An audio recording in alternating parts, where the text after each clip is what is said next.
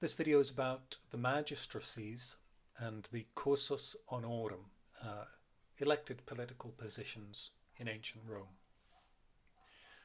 The Cursus Honorum it translates as the run of honours, and this was a chain of elected positions for Roman politicians to go through, at each step acquiring more experience. The idea was that by the time an individual became consul, they had a substantial wealth of experience in government in other positions.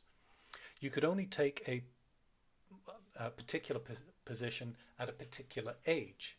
So let's have a look at the ladder there on the right, which is as good a representation as any. The first position on the cursus honorum was that of quaestor, and you could only take that position from the age of 30 forwards. The idea was that you would spend the first 10 years of your public life either serving in the military and acquiring military experience, foreign policy experience, or you would spend 10 years working in Rome's law courts, gaining legal experience. Whichever route you took, by the time you reached the age of 30, when you qualified to take this position of quaestor, you were an experienced individual. After quaestor, the next position is aedile, which you could take at the age of 37, praetor at the age of 40, and the top position in Rome, you could only hold that from the age of 43, and that was the position of consul. All of these positions were held for just 1 year. The merits or not of this particular system, the 12-month appointment, you can do your own thinking on. Okay, let's have a look at step 1 on the ladder, quaestor. 20 were appointed. They looked after the public finances. A couple may have been posted overseas to look after finances in the provinces. Occasionally, and this is the bit which for some reason always sticks in my head, although I'm not sure it was it's not a rule that I think was commonly used, but occasionally we have records that they investigated murders. So I always think of the quaestor as a sort of Miss Marple sort of character.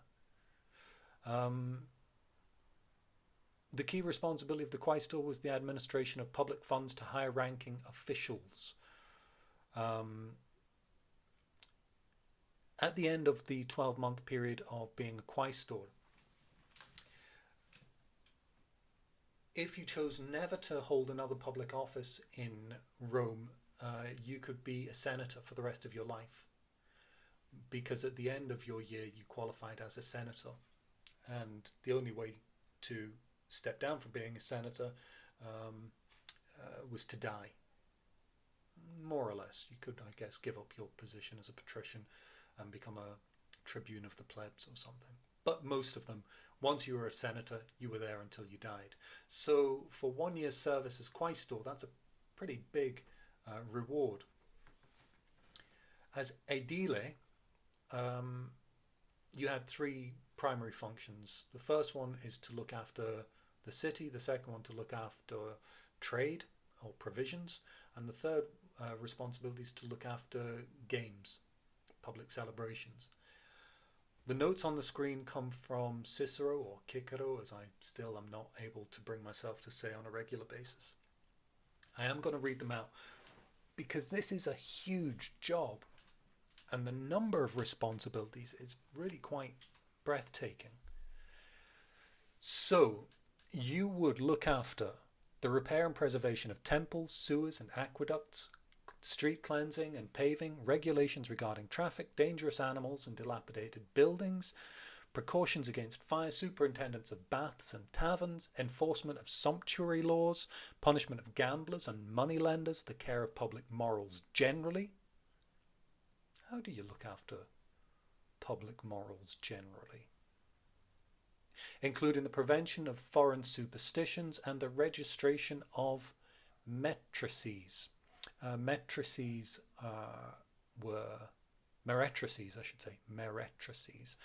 were prostitutes. Number two, you had to look after the investigation of the quality of the articles supplied and the correctness of weights and measures. This is important when it comes to the exchange of precious metals, precious gems, grain, which we come on to next. The purchase of grain for disposal at a low price in case of necessity. Rome did not produce enough grain to feed itself, so it was absolutely reliant on a trade in grain with other provinces and non-occupied Roman territories. Finally, you must superintend and organize public games as well as those given by themselves and private individuals, such as at funerals, at their own expense. Ambitious persons often spent enormous sums in this manner to win the popular favour with a view to official advancement. The most famous aedile was Julius Caesar, and famously he got himself into vast amounts of personal debt paying for public games. When he was aedile, he wanted to curry huge favour with the Roman people, to build up his popularity, to make his rise through Roman politics more likely. But at the end of his year, he was pretty close to being bankrupted. Praetor. Praetor was mostly concerned with looking after law and legal affairs in Rome. They would exercise some powers of imperium. This is the power of the state.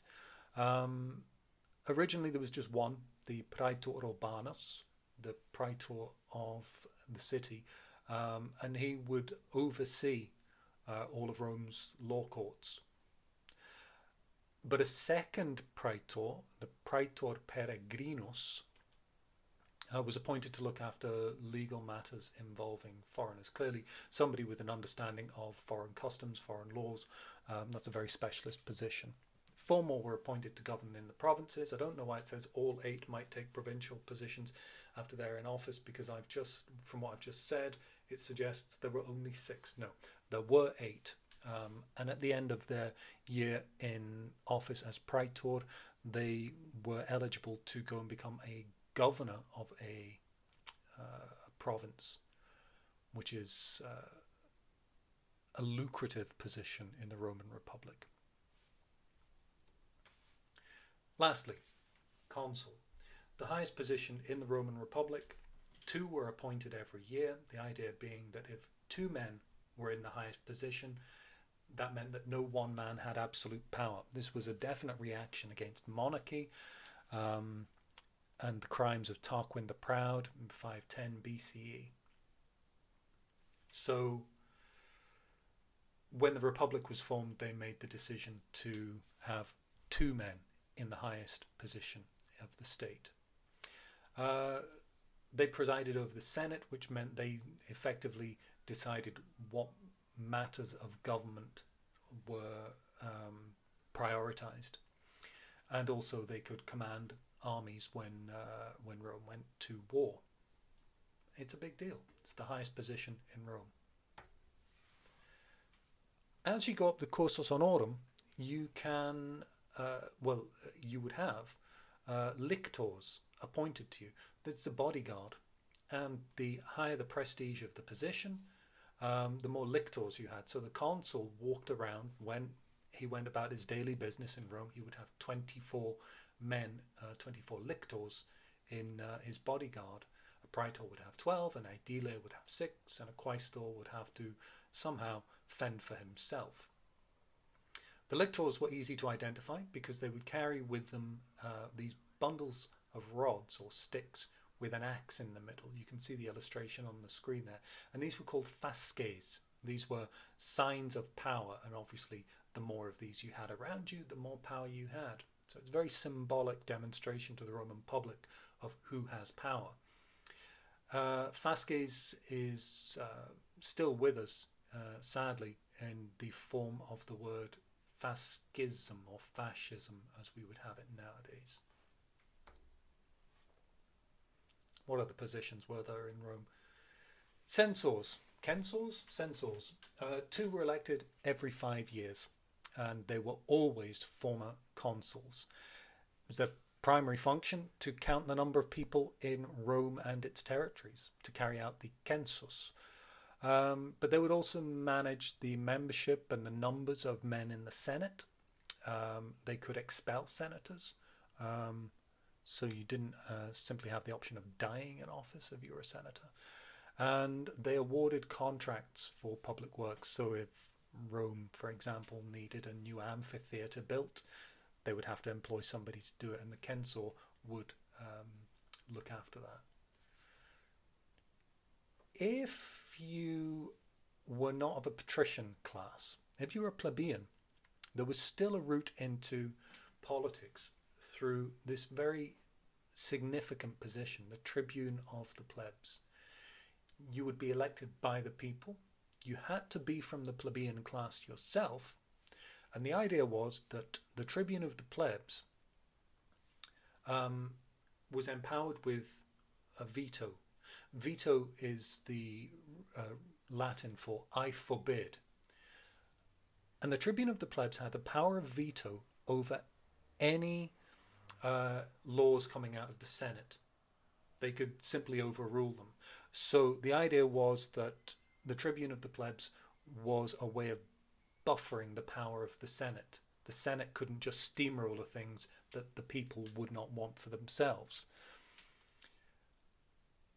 So in theory, this made the tribune of the plebs enormously powerful. But of course, corruption creeps in, and very, very often the tribunes of the plebs could be made to vote with the Senate on matters which might not have benefited the people the tribune of the plebs is alleged to be representing.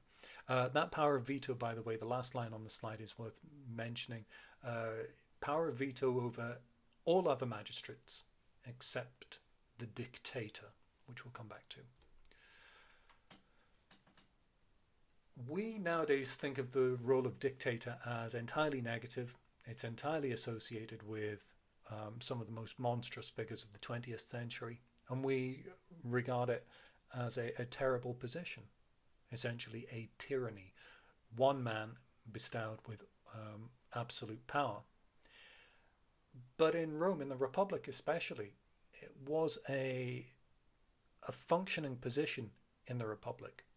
It was a temporary office. A crisis would arise. One man would be appointed dictator.